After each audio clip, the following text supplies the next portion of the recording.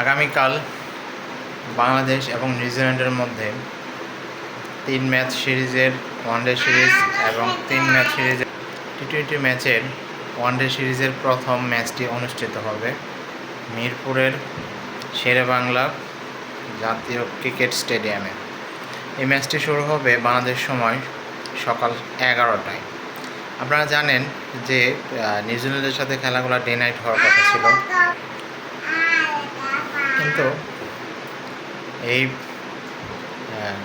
খেলাগুলো day night হওয়ার কথা ছিল, কিন্তু তামিম ইকবাল ক্রিকেট বোর্ড প্রধান হওয়ার পরে বিদ্যুৎ সাশ্রয়ের জন্য খেলাগুলো দিনের বেলা নিয়ে এসেছে এবং যেটা 11টার সময় অনুষ্ঠিত শুরু হবে।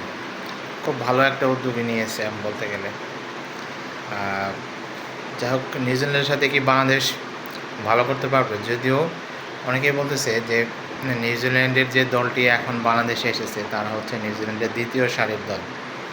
এই দ্বিতীয় সারির দলের সাথে কি বাংলাদেশ ভালো করতে পারবে? কিন্তু বাংলাদেশ ক্রিকেট দলের কোচ এই কথাটি মানতে একেবারেই নারাজ। কারণ তিনি মনে করেন যে বাংলাদেশ নিউজিল্যান্ডের দল শক্তিশালী দল নিয়ে এসেছে এবং তারা এই নিউজিল্যান্ডের দলকে কখনোই হালকাভাবে নেবে না। তারা নিউজিল্যান্ডের সাথে পূর্ণ শক্তি দিয়ে খেলবে, ভালোভাবে খেলবে এবং তারা বাংলাদেশ দল অনেক শক্তভাবে নিউজিল্যান্ডকে নিয়ে তাদের বিরুদ্ধে খেলতে নামবে। আপনারা জানেন বাংলাদেশের বিশ্বকাপ খেলা এখন পর্যন্ত নিশ্চিত হয়নি, কারণ আগামী 2027 বিশ্বকাপ যেখানেও অনুষ্ঠিত হবে সাউথ আফ্রিকা এবং জিম্বাবুয়েতে, টপ 10টি দল সরাসরি খেলবে। আর বাংলাদেশের সরাসরি খেলার যোগ্যতা এখন পর্যন্ত অর্জিত হয়নি। বাংলাদেশ যদি নিউজিল্যান্ডের সাথে সিরিজটি জিততে পারে তাহলে হয়তো বাংলাদেশের কিছু পয়েন্ট বাড়বে। পয়েন্ট বাড়লে বাংলাদেশের বিশ্বকাপে খেলার সম্ভাবনাও একটু দৃঢ় হবে। যাই হোক, আজকে বাংলাদেশ দলের ওয়ানডে অধিনায়ক মেহেদী হাসান মিরাজ এবং নিউজিল্যান্ডের অধিনায়ক ট্রফি উন্মোচন করেছে এবং আগামীকাল সকাল 11টায় বাংলাদেশের এবং নিউজিল্যান্ডের মধ্যে প্রথম ওয়ানডে অনুষ্ঠিত হবে।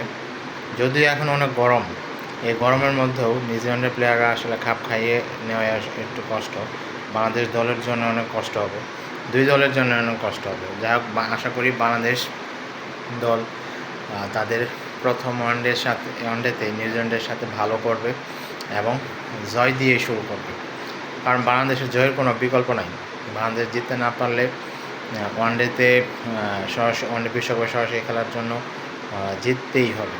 তাছাড়া কিন্তু সামনে যদি আরও ভালো করতে না পারে তাহলে কিন্তু বাংলাদেশের বাছাই পর্ব খেলার সম্ভাবনা রয়েছে।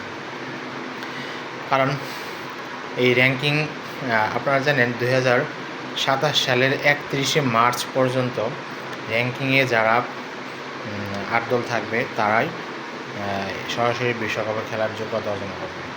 বাংলাদেশ তো র্যাঙ্কিং 8-এর মধ্যে নাই, 10 নম্বর 9 নম্বর আছে। তো এর মধ্যে 2টি দল সাউথ আফ্রিকা এবং জিম্বাবুয়ে যেহেতু স্বাগতিক 10, তারা সরাসরি বিশ্বকাপে খেলবে।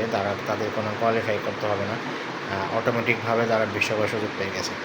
বাকি 8 দল মধ্যে বাংলাদেশে এখনও নিশ্চয়তা হয়নি।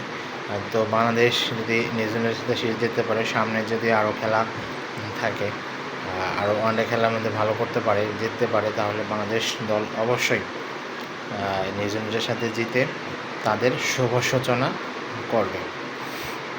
যাই হোক, বাংলাদেশ দলের জন্য অনেক শুভকামনা রইল। আশা করি তারা আগামীকালকে প্রথম ম্যাচটি নিউজিল্যান্ডের সাথে জিতে যাবে এবং প্রথম দিনে 1-0 ব্যবধানে সিরিজটি এগিয়ে যেয়ে ম্যাচটি শুরু করবে। আপনাদের কি মনে হয়, বাংলাদেশ কি নিউজিল্যান্ডের সাথে প্রথম ওয়ানডে জিততে পারবে? সেটা আপনারা আমাদের ভিডিওর কমেন্ট বক্সে লিখে জানিয়ে দিতে পারেন।